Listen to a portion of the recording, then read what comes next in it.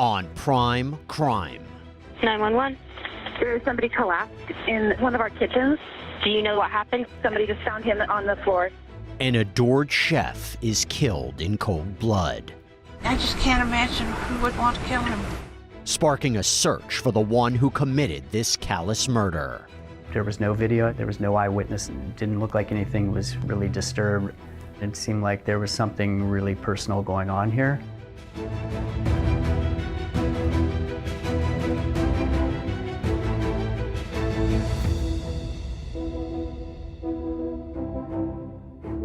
Hey there, everybody, I'm Jesse Weber, and welcome to Prime Crime, where we break down the most compelling and memorable true crime cases.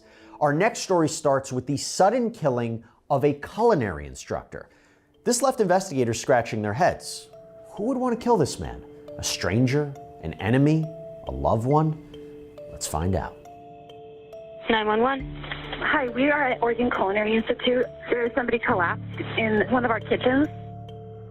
It's early Saturday morning, June 2nd, 2018, at the Oregon Culinary Institute in Portland. Students walk in, expecting a day of learning techniques and recipes. Yet instead, they discover the body of their instructor, 63-year-old Daniel Brophy, lying on the floor of one of the school's kitchens. He's one of our chefs, and he's an older man. All right, is he conscious right now? No, he is not conscious. Is he breathing? No, he is not breathing. Daniel Brophy was at his school where he teaches culinary arts, and on that day he was preparing for students to come in. It was just like any other day. The students had found Chef Brophy lying on his back by the sink. The water was still running. One of the students, Clorinda Perez, actually tried to perform CPR. They assumed that he had maybe had a medical event. Do you know the cause of this or what happened? Did he just No, collapse? we have no idea. Somebody just found him on the floor. What made it harder at the beginning was we have our initial 911 call, that even that's confusing. The caller's stating, hey, we have an older gentleman down. They didn't even know right away that Dan had been shot. He's bleeding out of his chest. Is someone still doing CPR? Yes, should keep going. The gunshot wounds were not apparent. There was no pool of blood. There wasn't the classic kind of signs that people imagine. And it wasn't until Clorinda Perez saw blood on her hand that they realized that, oh, this isn't some sort of heart attack. You're doing a good job. I'm so sorry. I'm so sorry. Oh my God. Do you see any of the responders? No, they're getting him, but he's Okay. dead. Officials are called to the scene, but they aren't sure what exactly happened or even what to expect when they arrive. Fire and medical arrived. They realized after examining Chef Brophy's body that he had what appeared to be a possible gunshot strike to his chest. They found 2 spent shell casings lying on the floor. The patient is an instructor at the location. He's bleeding out of his chest and the ribs are broken. This is a shooting victim. Okay, we need to figure out if this just happened and where the shooter is. Because this was a large building and it was a school, they didn't know if it might have been an active shooter situation and if the shooter could still be in the building. I can hear footsteps upstairs. I don't know if that is related to this building. If somebody could advise. They went through and methodically cleared the entire building to make sure there was no shooter or suspect still at the scene. It looks like a lockdown. They don't know where the suspect is, so we need a bunch of people here. This is a building with exits on multiple streets. If the shooter sounds large, we need to get perimeter going. After confirming there's no active threat on the property, authorities have to figure out what happened here. You start immediately thinking motive, who would want to do this? Why would somebody want to do this? We treated it like we do any other homicide. We start to separate all the witnesses, and in this situation there were numerous witnesses because there were 2 different classes going on that day. So there were anywhere from 30 to 40 some students. We started looking at the students first, the students that were there, and then more importantly, the students that weren't there that should have been. So we tracked all of them down. While you've been here, have you noticed homeless people or transients hanging around? A lot, yeah. I found a couple needles in the bushes right out there by where we smoke. You know, it kind of looked like, well, given the area of downtown Portland, that, you know, could have been a robbery gone wrong.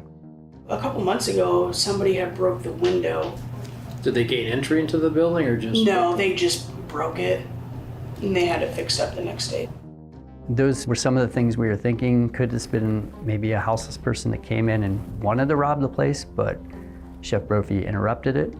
There was a homeless man on this side of the street with his back turned towards me. He looked in the recycling bins over there and then kind of peeked around the corner to the parking lot and then just walked up the street. This was today? Mm-hmm.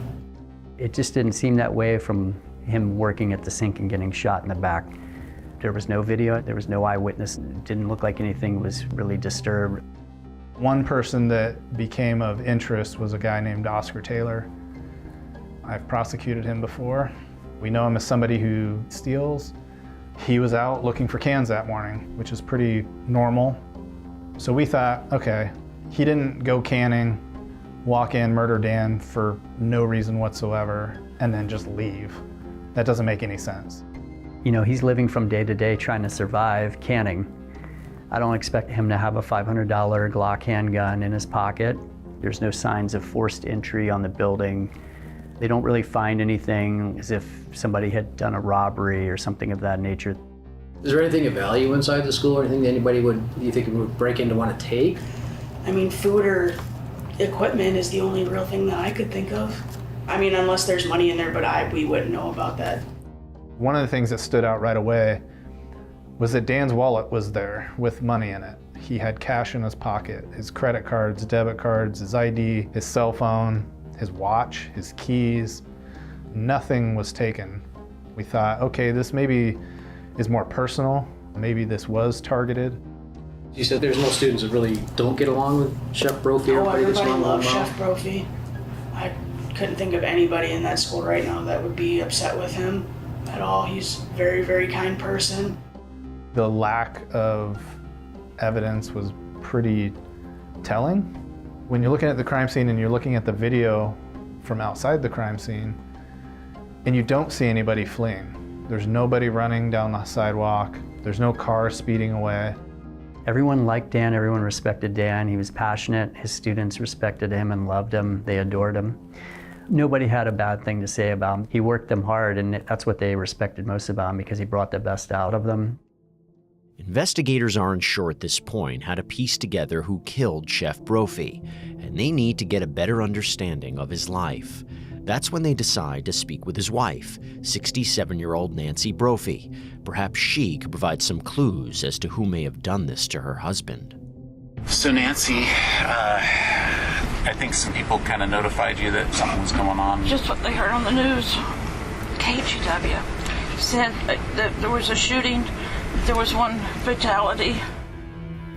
Nancy was from Texas. She decided she was going to go into the culinary world, and that's where she met Dan. In the early 90s, Dan was actually her instructor. They got together, and they eventually got married in '99. Nancy wore a lot of hats.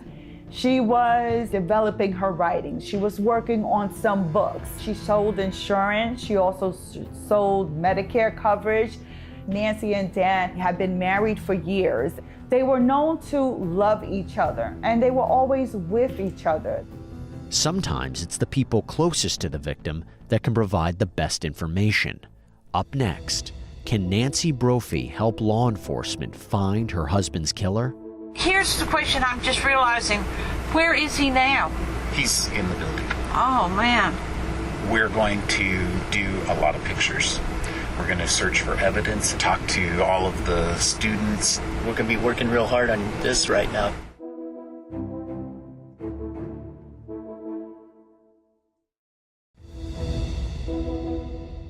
I just can't imagine who would want to kill him. He wasn't that kind of guy. You know, I've never even known him to have a confrontation with anybody.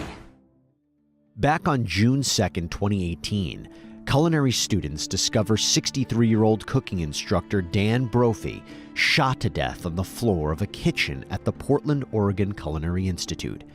Investigators are exploring every avenue to determine who would want Chef Brophy dead. Hours after the murder, Dan's wife, 67-year-old Nancy Brophy, arrives downtown at the school. The wife of the victim just showed up. Where's she at? She's at 17 in Jefferson, and she has not been notified. We were just kind of standing around, and that's when Nancy Brophy first got to the crime scene. I just remember that very vividly. She was just standing there, didn't show any emotion. She was just kind of there. Police initially met with Nancy to let her know that her husband was killed. It was something that's normal with every homicide that takes place. We took Nancy Brophy into the van that's set up for interviews. I thought, this looks pretty complicated here. There's a lot of unanswered questions. I think maybe we should record the notification with her. Detective Darren Posey began asking her questions. What time did he leave this morning from your guys' place? He left, I'm going to say 7-ish, maybe 7:05. That's about the time he normally leaves. Okay. We need to learn as much as we can about Chef Brophy's activities that morning, what he did, what he's last doing, if there was anything going on, problems, grievances with other people. Were you guys up earlier this morning or anything? He's up there early every morning. He's an early riser. He has his little list of things he does. You know, he walks the dogs, he feeds the chickens. She said that he had come up and taken a shower upstairs in the master bedroom area while she was in bed, and then he left. I didn't sleep well. I woke up when he came up for a shower. He used to shower downstairs, but you'll see stitches on his hand because last week in the shower, our shower door shattered. He's not having a good week. Oh, that sounded good. So after he got his shower this morning, though, yeah, he managed to. He didn't need a spotter. Okay. So, and then you think he left like around 7. The next thing you know after that, when did you hear something? Maxine called me. She said, what do you know about what's going on at OCI? And I said, I don't know anything. What's going on? And she said, well, it's on the news. And I said, okay. And she told me what she had heard. A mutual friend of hers and Dan's, Maxine, called Nancy. Maxine kind of filled her in and, asked her if she was going to go down to the Culinary Institute. And Nancy's reply to me was fairly odd. She said that she wasn't, because something along the lines of there was going to be too many cops, or there was going to be a lot of cops around there. And then she gets a call from Dan's mom, Karen. And then it was really when Karen insisted that she needed to go down there. That's apparently when Nancy decided that she needed to. As investigators push for more information, they look for possible suspects from Dan's life. Is he typically the first person that opens up in the morning? No, Yadu is. Yadu? I think Yadu gets here in the middle of the night, because it seems to me like Yadu is always here. And that's the cleaning guy, correct? Yes. Somebody whose name came up was a janitor that may or may not have been there that night before, or maybe even that morning. Was there any kind of issues with Yadu or any kind of issues with anybody at the school? You know how Dan is not hail-filled or well met. We had no communication issues. I'm not trying to make it sound that way, but he's not a chatter. We had alarm panel codes, and so we had the history of the alarm panel. We know nobody was there the night before or the morning of before Dan. Here's the other thing. He doesn't harbor grudges. When he first went to work at Western Culinary, God, I'm going to have to tell you stories here. There was another chef that really disliked him. Dan said, he's just a guy with a different opinion than mine. And he just never, in 25 years of teaching, I have never heard him badmouth a student one time, ever. Dan Brophy was a beloved teacher. But in terms of who could have killed him, we know it's 7-something in the morning. Could it have been a student that was upset with him? Could it have been just someone with some mental health issues that just went off that day? Or could it have been someone else that he knew that wanted his teacher position or wanted his job? We just don't know. She made it very clear that nobody would want to hurt Dan. He wasn't abusive at home.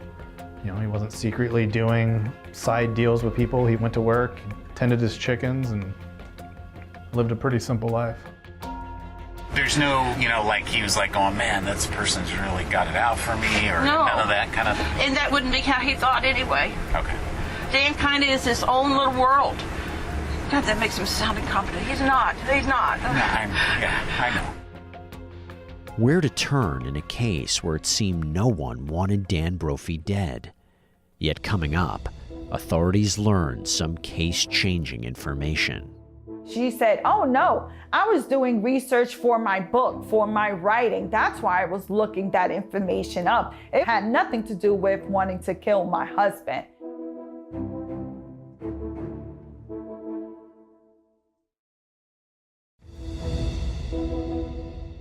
Even if you find who shot him, he's not going to bring him back. And I want him back. I don't care about who shot him. I just want him back. I don't want him dead. 2018, Portland, Oregon. Investigators are working to determine who shot and killed culinary instructor Daniel Brophy in a teaching kitchen where he worked at the Oregon Culinary Institute. He had been shot twice through the heart. As police try to learn more information about Dan from his wife, Nancy Brophy, a self-published romance author, they realize her behavior and answers are a bit off. When they met with Nancy, very talkative, inserting herself a little bit. But more shocking was when they let her know that her husband is a person that was killed. I just want to let you know that we believe it's Dan that's been killed. Yeah, I kind of got that when everybody gave me the sad sack look. Yeah. She's like, oh, I figured that by the way that people were looking at me. You're being told that the love of your life, this person that you just saw this morning, this person that you've been with for over 10 years, was just killed and there's no reaction. The unusual thing was she never asked us, is my husband okay? Is he doing okay? Prior to her finally being notified that he was in fact deceased.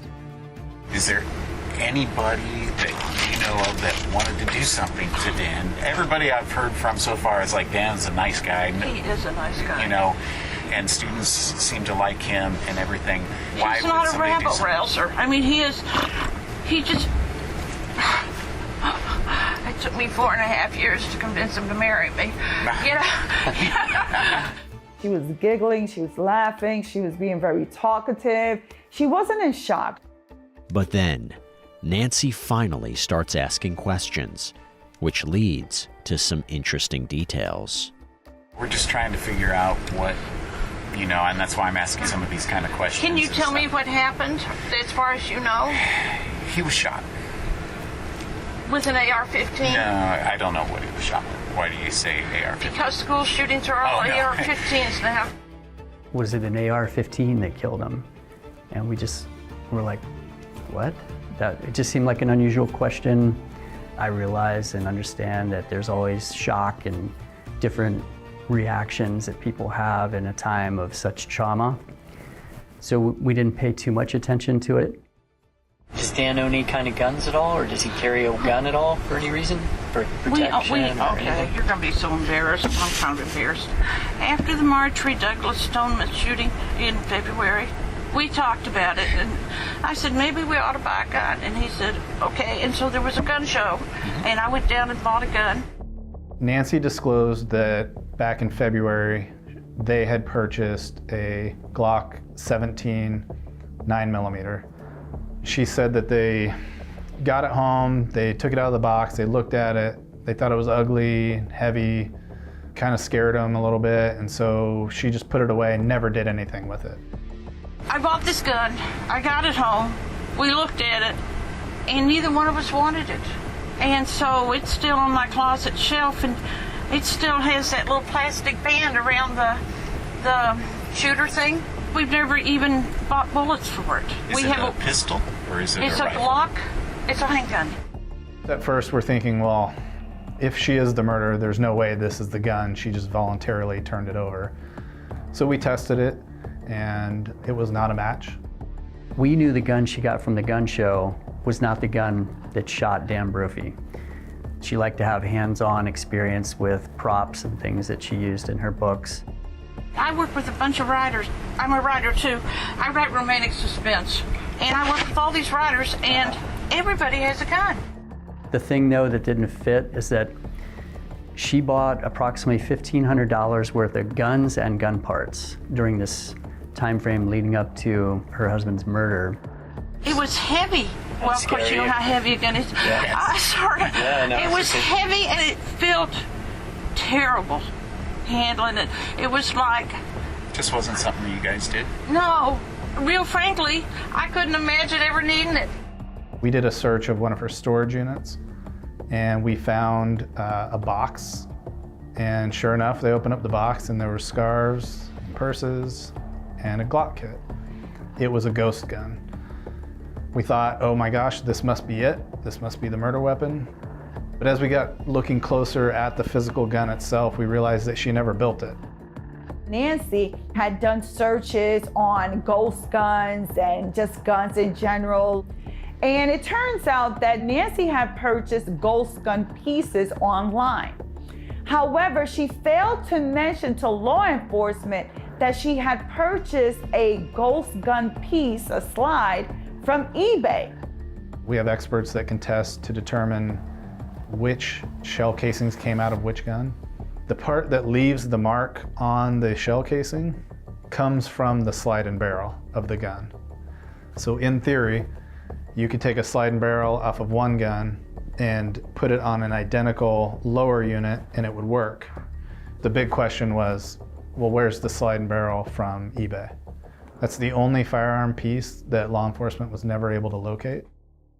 With no murder weapon directly connecting Nancy to the crime, investigators begin to question, why would she kill Dan? They discover a key piece of evidence that could change this whole investigation. We had a great marriage, but the only people I know who have ever hated him was his ex-wife, and which ex-wife doesn't hate the husband? You know, and I can't believe after 25 years she'd be motivated. I mean, short of that, we live a quiet life. Everybody around them thought they had a great relationship. They seemed to be doing fine until 2016. 2016 is where things we could see started to derail.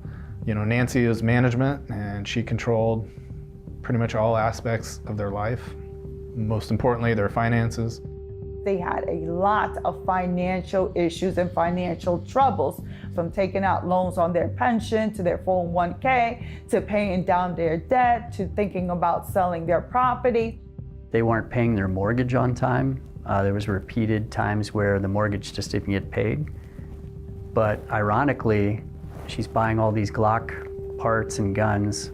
Simultaneously, she's prioritizing paying for life insurance policies. And these are in Dan's name, some of them. So it looked very suspicious to us. She would take out $35,000 on their 401k, and she would spend it on, you know, getting the yard cleaned up and vacations. And then she, of course, spent part of that money on firearms and firearm accessories. But having financial problems doesn't mean Nancy's a murderer. Or does it? I know this is selfish, but what am I going to do without him? How am I going to get through? It's not selfish. No, don't you worry. You know, I should be worried about him, and all I can think about is, oh my God. Yeah, take one step at a time, okay? I know. Just not a lot of things you can do right now. As detectives try to sort out what actually happened to Dan Brophy, days after the murder, they receive a strange phone call from Nancy. This may give you a laugh this afternoon. I don't want to be the stupid question of the day, but I think I need to be the stupid question of the day. Nancy called and asked the investigator, I know this is weird, but can I get a letter and say that I'm not a suspect, that I wasn't involved?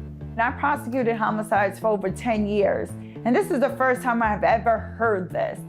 My insurance company said, just have the detective write a letter that you're no longer a suspect. My sister, when I told her this as a lawyer, laughed so hard she fell out of the chair. If you listen to that call, Detective Posey is caught off guard. Why would you need that? They don't want to pay if it turns out that I secretly slipped down to the school and shot my husband because I thought, hey, going into old age without Dan after 25 years, it's really what I'm looking for, you know? Okay. Well, we never would do something like that. I really didn't think so. It was just an odd phone call in general. I mean, she's laughing. She's very much downplaying it. This is such a stupid little policy. I can't believe they're making me jump through the hoops like this. This is only $40,000. the other thing is, I said, what happens if, in fact, this case never gets resolved? And they said, well, that has to go up to the supervisors to be evaluated. And I'm thinking, great. It was something that gave some additional insight to this investigator. Wait, hold up, insurance policies? And it wasn't just the $40,000. There were also other insurance policies totaling over $1 million. Let me ask you my next question, which I know you're going to give me a vague answer, but have you got enough things that you really think you know, or you think you've got the potential to solve it at this point? We are looking at a lot of stuff.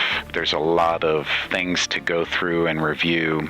Real frankly, I want you to take as long as it takes because I want us to find this person. Nancy seems to be a very weird person. Just her interaction and how she had this conversation with this investigator. So it was definitely a red flag. We did a lot of work trying to find a suspect that was not Nancy Brophy and to try to rule out that there was no other motive, person that had a problem with Dan. There was nothing else suspicious or anything else that led us a different direction. Based on her statements, behavior, and activities leading up to Dan's death, detectives narrow in on Nancy as their likely suspect. But there's something else a bit curious about romance novelist Nancy Brophy. One of the investigators Googled Nancy Brophy's writings and learned that she had written an essay several years ago called How to Murder Your Husband. And it talked about police tactics, avoiding detection by law enforcement if you were to carry out a murder of your spouse. Another odd detail. Maybe Nancy did kill Dan to collect life insurance money and to live out her retirement years without him. But a lot of this is purely circumstantial, and there's still not quite enough evidence to charge her.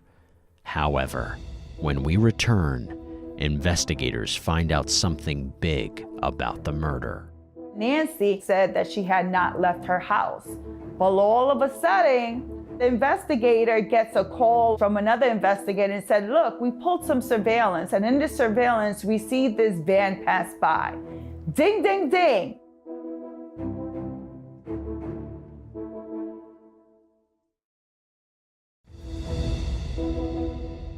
He's a wonderful guy. He really is a wonderful guy. Oh, man. It's summer 2018, and Portland investigators suspect 67-year-old romance novelist Nancy Brophy may have shot and killed her own husband, 63-year-old chef Dan Brophy, as he was preparing his kitchen at the Oregon Culinary Institute for a Saturday class. A potential financial motive to kill, suspicious firearm-related purchases, strange comments to police, and literally authoring an essay on how to kill your husband all look bad for Nancy Brophy. However, there's nothing concrete tying her to the crime until we take a closer look at the scene. As we continue to investigate, we learn that there's no video surveillance on the premises in the interior of OCI. Detective Merrill and Detective Posey came to me and said, hey, do you want to walk around and look for a surveillance video with us? Which is not something we normally do, but we walked across the street to Bellagio's Pizza and we all watched the video together. When the first pass goes by of this kind of silvery tan-ish minivan, I don't even know that we noticed it on the first pass. We didn't really, I think, pay it much attention until we saw it after the time of the homicide as well. What kind of vehicles do you guys drive? You guys each have your own vehicles? He has a white truck, and I have a Toyota van. What color is that? Gray. What year is that one? 2007. It was Detective Posey, actually. He's like, hey, isn't that Nancy's van that we just saw her drive away in? And we start looking at it, and we're slowing it down, we're rewinding it, pausing it, doing still images, and it looks exactly like the van we just saw. And not only that, right as the van crosses in front of Bellagio's, it stops for a stop sign. And as it stops, you can see the driver appears to look just like Nancy Brophy. I didn't get out of bed. Oh, you just kind of woke up and you were alert? Yeah, Okay. and he got dressed and left. She said that she never got out of bed from their master bedroom upstairs, that she was working on a book. Our ears perked up quite a bit, just what are the chances of the same exact type of minivan, the same rims, same lights, has this particular scratch in it? And then it wasn't just a scratch, I mean, it was a pretty significant scrape down the side. And so really to connect the van to Nancy, it was that sticker in the window. Dan's mom, Karen, explained that that minivan used to belong to Jack and Karen Brophy, and that they had given that minivan to Nancy when she needed a vehicle. That was a church parking lot sticker in the corner of the van. We were able to verify it was in fact the church parking sticker. The van was spotted in the area without any reason to be in that area at that time. If somebody says they're not there when their husband's getting murdered, but the video shows otherwise, that's a huge problem. Nancy Brophy is arrested and later charged with the second-degree murder of her own husband. When they put handcuffs on her, she said, "Oh, you must think I killed my husband," which I thought was not something you say when being arrested for your husband's murder. 4 years after Dan Brophy's murder, prosecutors lay out the case for the jury in the criminal trial of Nancy Brophy. On the surface, the Brophies appeared to their friends and family to be a couple in love who are entering the next stage in life. Financial struggles really began to develop in 2016. By late 2017, financial despair evident and no end in sight, Nancy started researching and planning the murder of Dan Brophy. The prosecution put forward that yes, they had a lot of financial issues and financial troubles. Nancy made claims on 10 separate life insurance policies, in which she was the beneficiary of over $1.4 million. Eventually, all of the evidence and all of the leads all pointed back to Nancy Brophy. Prosecutors call several witnesses over the course of the trial to prove beyond a reasonable doubt that Nancy murdered Dan. These include detectives. We couldn't figure out any other motive of what happened that day because it didn't look like a burglary, a robbery. There were no grudges against Dan. An accountant. I reviewed bank accounts. There were insurance payments for 6 different life insurance accounts. It was a Wells Fargo home mortgage. I did see a lot of months where there was loan delinquency. And an investigative analyst. That X in the middle, is that public shooting range? Yes, the North Fork Wolf Creek Public Range. That morning, March 26, 2018, you're detecting Nancy Brophy's phone starting around the area of her home, heading out Highway 26 into that area. Yes. But it was some of the first witnesses that really set the stage. So you're in the lounge area at the table. What's the next thing that you remember? The next thing I remember is a student, a fellow student, yelling, "Call 911." I came to her to see what she needed. I think I had my phone in my hand already, and I dialed 911. I went to Dan and tried to figure out what was going on. I knelt down beside him, and I didn't know what to do, so I held his hand. I wanted to see if he would squeeze it back, and he didn't, so it was obvious that Dan was gone. They knew Dan too. It was personal for them. They all loved and respected him, and they tried to save his life. When those people testify and they're feeling that emotion all over again and the jury sees that, it's pretty powerful. But unfortunately for prosecutors, they ran into some difficulty with a key piece of evidence, the 2011 essay authored by Nancy entitled "How to Murder Your Husband." We were trying to introduce it, trying to show the jury that she has the knowledge of how to do it. This could be helpful to a jury, but it's so prejudicial that it's too much to give that to a jury. It would be too sensational. So the judge, I think, erring on the side of caution, decided to keep it out.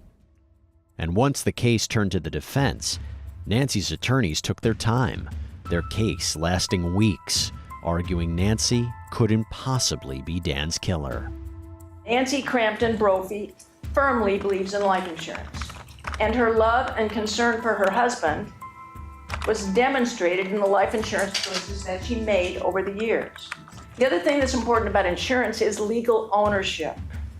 Nancy Brophy made Dan Brophy the legal owner of every policy that insured his life. I kind of thought, well, what were they supposed to do? They weren't working with much.